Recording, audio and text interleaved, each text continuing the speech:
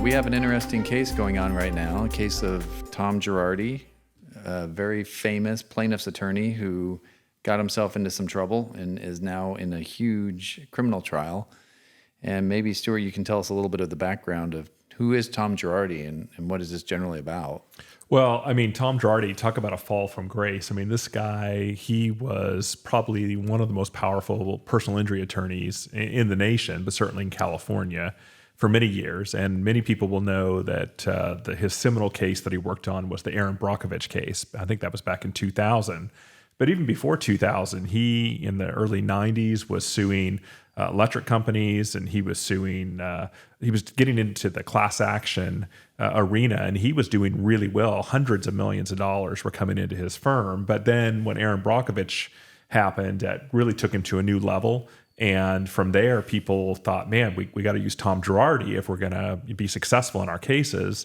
The problem is it appears, according to what we're seeing in the press over the last few years, it appears that he was helping himself to his client's trust account and using it as his own account and not giving money to his clients that they deserved. At least those are the allegations.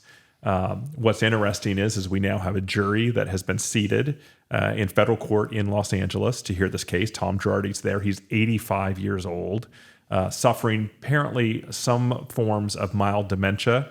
But the trial judge in that case found that he was competent to stand trial, although they said he did have some mild cognitive impairment. And he was there yesterday during jury selection. So this is going to be an exciting case. What are your thoughts about it? Well, it is an exciting case, and you're talking about somebody who is huge as a plaintiff's attorney. And here's how it works. So plaintiff's attorney, or even our firm, on a contingency case or whatever case, you get a settlement in for a client. So maybe he got a case where there's $20 million recovery. He's entitled to 40%. He takes his 40%. The client gets the 60%. Not that difficult.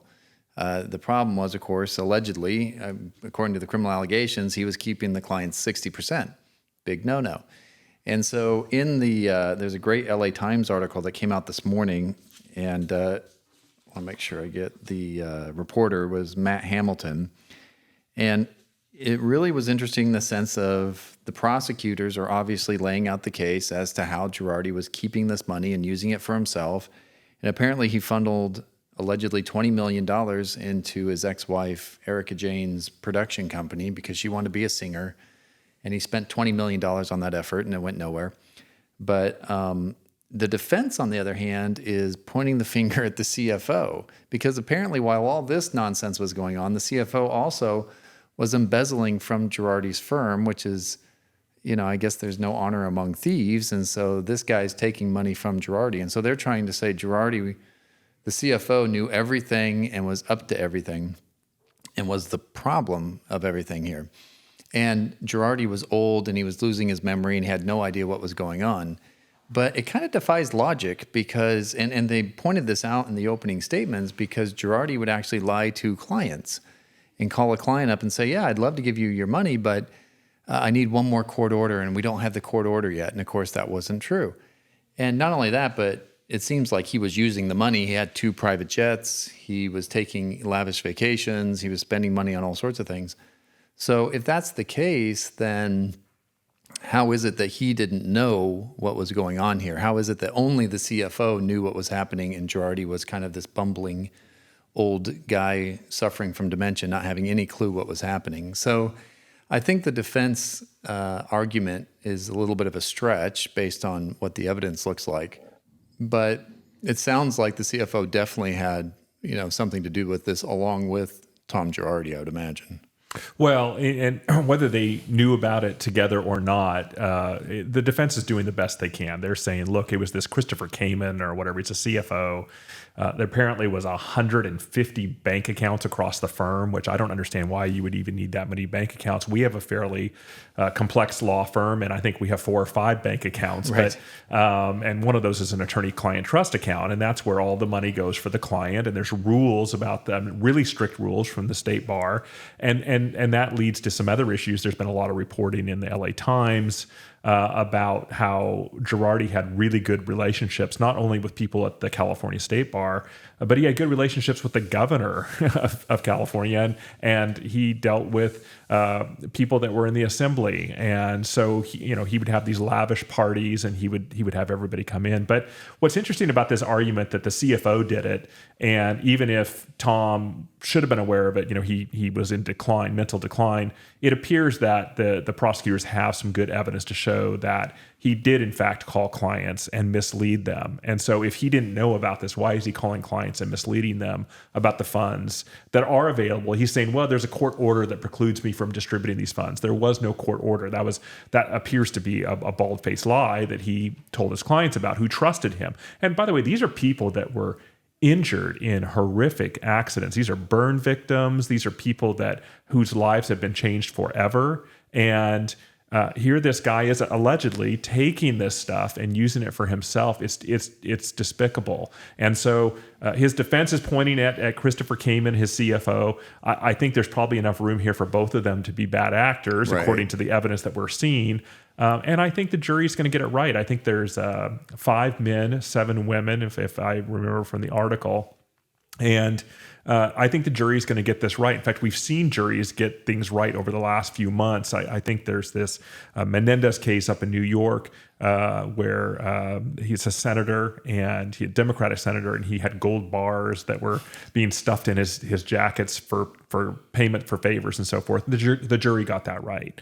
So juries collectively, between 12 people using their common sense, they generally are smarter than any one lawyer or even the one judge in the courtroom, and they're going to come to the right result. And my gut tells me, the reporter pointed out the one voicemail where Tom Girardi was apparently lying to his client. My guess is they have more evidence that we're going to see come out in this trial where he misled his clients. Yeah, that's just the tip of the iceberg. They also have people who used to work with Girardi's office. They have people who co-counsel with Girardi's office who didn't get paid, and they sued Girardi.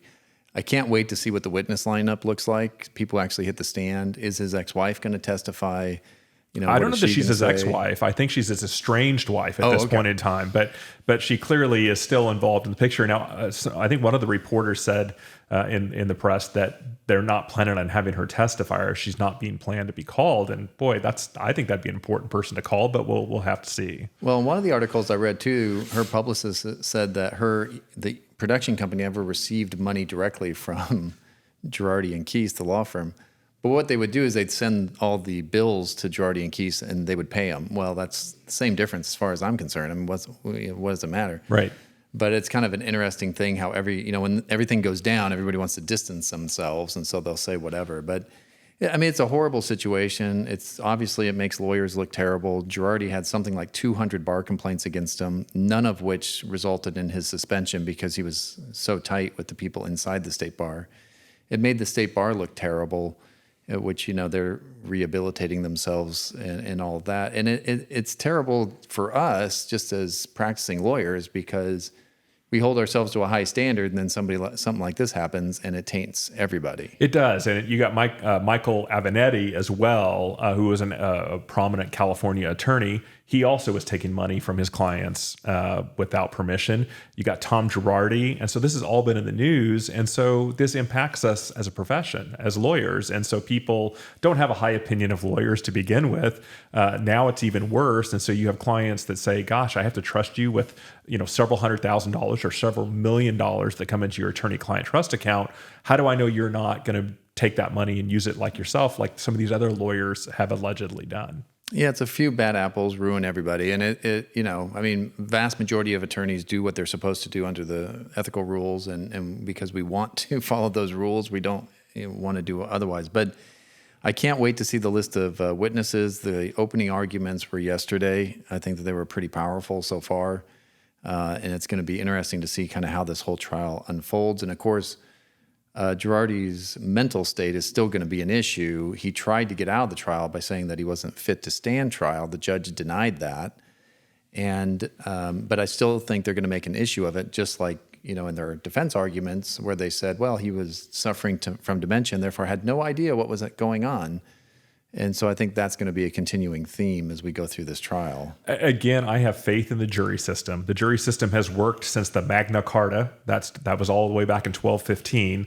The jury system shows you take a bunch of people and put them together, and they become very bright because of all of their shared experiences that they have, that they bring to it. So I think the jury is going to get this right. I do remember we had a case a few years ago where there was somebody we were going against, and there was a claim that they didn't have mental capacity and so forth.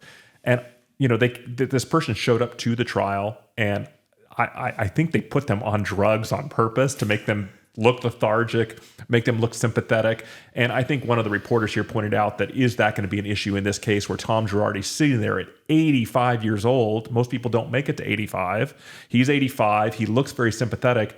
Yeah, but what he's accused of, if he did those things, I think the jury's going to hold him accountable for it, even if he's 85. Yeah, it's terrible. I mean, taking money from, accident victims, from people who died in a plane crash, from people, one of them was a gentleman who died in a boat crash. I mean, that's a horrific thing. And this isn't his only criminal trial either. He has other criminal trials pending in other states. I think there's one in Illinois. But this is he represented a lot of the people on that Indonesia 737 MAX plane crash, right? And he got a bunch of money for that. And I think a lot of those people didn't get any money either. So yeah, just terrible stuff. Yeah. So all right, well, I'm going to look forward to going through this case as it develops. Yeah, it's going to be awesome. And we'll be touching base probably regularly, if not daily, and give everybody updates and see what we think. Awesome.